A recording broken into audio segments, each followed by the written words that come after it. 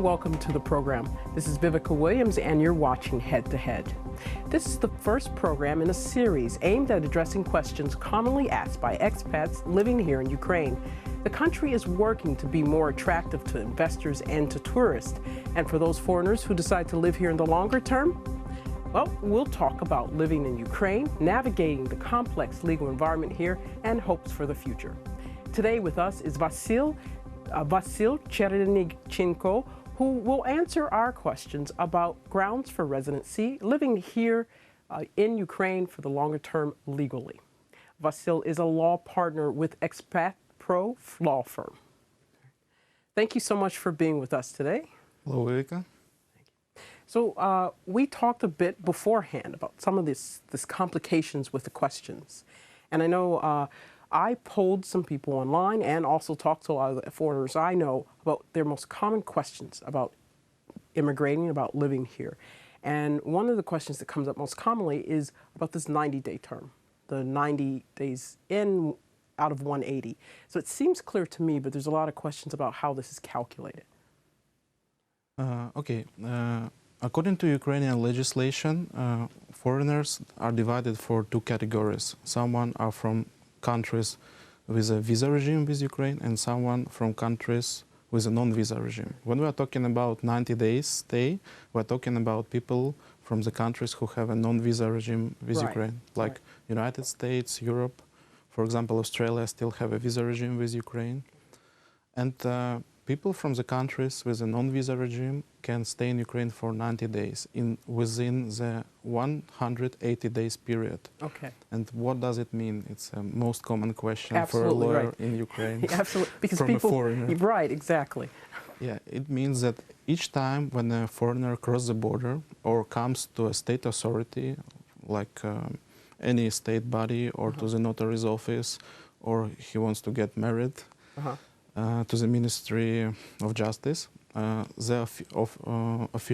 state official count down 180 days from the days of the check. So 180 days in the past. And if in this 180 days in the past the foreigner was in Ukraine for more than 90 days, he violated the law, he has illegal status. So he's here, or he or she's here illegal. And I know people know, okay, 90 days. And, but I think often the question is, what does it mean to violate the 90-day? It means that if you are on the border guard can punish you with an administrative fine. It's not so big. It's only 800 hryvnias, 850 hryvnias. Right. But what is more important, you cannot be allowed to come to Ukraine, to enter Ukraine. So, according to the law is very strict and transparent. Right. If the foreigner was in Ukraine more than 90 days in the past 180 days, he shouldn't be allowed to come to Ukraine. And they can be banned for how long?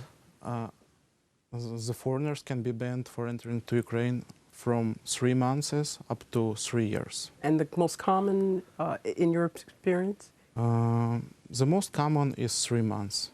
Now, and the problem we see here is laws are quite transparent, often in Ukraine, but it's the implementation and enforcement of them is the issue. Yeah, it should be noted that usually our border guards are a bit loyal for foreigners who comes from United States, Europe, and they allow them to come to Ukraine even if they violated these terms. Right. So, for example, a foreigner who was in Ukraine for 90 days, he left Ukraine for a week, and when he come back, according to the law, he violated, he shouldn't be admitted to the country. But in some cases, our border guards allow them to come. I mean, people from United States, Europe, but when it's a violation of the law. Yeah, usually people think that I will pay the fine, 800 hryvnias, and everything will be okay. But they should know that actually they violated the law, and according to the law, they shouldn't be allowed to come to Ukraine. Well, and it's not just this, because a lot of people say this depends on how you ethically feel, but now things are electronically counted. Correct? Yes. And so the next time someone wants to apply for a residency or to apply for a work permit or something, this is reflected in this overstay. Actually, this electronic system is used by border guards only. And other state authorities are like using old-fashioned ways to calculate your stamps in your passport. But on the border, they have electronic system, and they definitely know how long you've been. Have you stayed in Ukraine. So the best way to be a good expat here is to follow the law. And so how then are some of the best ways to get long-term residency here? What are the most common grounds or the easiest grounds for residency? Okay, according to the legislation, a foreigner can have a temporary residency in Ukraine or a permanent residency in Ukraine. And the different grounds for these two types of residency, of the legal status. The most common way to have a temporary residency in Ukraine, it's a marriage with Ukrainian citizen and work in Ukraine, being employed in Ukraine. So if a foreigner got married or he got a work permission to work in Ukraine for his employer for a certain job on a certain company, he will get the temporary residency permit for 1 year. Is it very difficult to get a work permit, or are there certain fields? Because that's also a very common question that I found that's been asked, is about how to get a work permit, and that lots of companies are not willing to go through that expense. What do you often tell your clients? Actually, it's a bit bureaucratic procedure, but it is not too difficult, but it costs something for the employer, and that's why maybe they do not want to do it, usually. For now, according to the current legislation, we have some difficulties with this because a foreigner who wants to apply for a work permit must prove that he do not have any infectious diseases, drug and alcoholic addiction. He needs to get a police clearance certificate and provide his diploma from the university. This process can be 4 or 5 months, very long. Usually it take 1 month or 2 months, but the procedure is not so easy. Right. And it depends on the country. For example, you talk about diplomas. And now, to get the work permit, the employer must prove that he actually needs a foreigner because he did not find any Ukrainians for this job. At the same time, we have like several categories of foreigners who can have a work permit according to the easier procedure, let's say. What categories are these? They are owners of the business who are working it, so people who came here, opened their business, and are working here as directors of their companies. It's foreigners who have diplomas from the universities included in the list of top 100 universities in the world. And it's people who are working in the process of creation of intellectual property objects. So let's say them creative profession people, like authors, filmmakers. And so these are artists. easier ways to get a temporary These permit. people, employers of these people do not need to prove that they haven't found Ukrainians for this job. But we are talking about law which acts now, but recently our parliament voted for the new law. So there's a new law that's going to change the procedure. Yeah. So this new law will simplify work permits. Yes.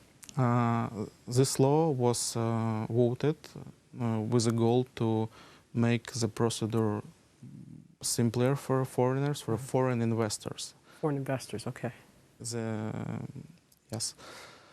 And this new law prescribes that now Ukrainian companies do not have to prove that they cannot engage Ukrainian people. They just can hire foreigners for a job. Yes. So normally the case is now often Ukrainian employer has to advertise a position for about 2 weeks, I think. 15 days. 15 days before they can allow a foreigner to be hired.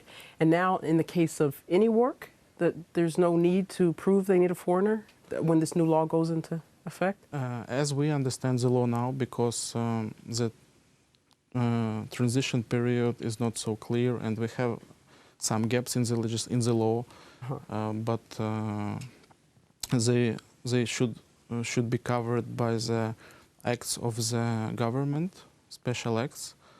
But as we understand for today, any Ukrainian employer can hire a foreigner, but it's not so easy because the foreigner must pay a big salary for a foreigner according to the new law. So this new law also gives a minimum payment Yes. for salary. And it's big. It's 10 amounts of the minimal salary, which means for today it's 32,000 hryvnias. A month.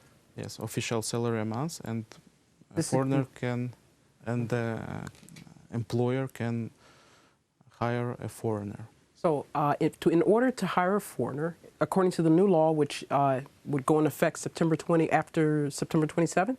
September 27th, you are right. So in order to hire a foreigner, a company no longer has to prove that that no Ukrainian can do that job, but on the other hand, they have to pay at this time, which is a minimum of over 30,000 hryvnia a month. Yes, but there are some exceptions from this rule regarding the salary.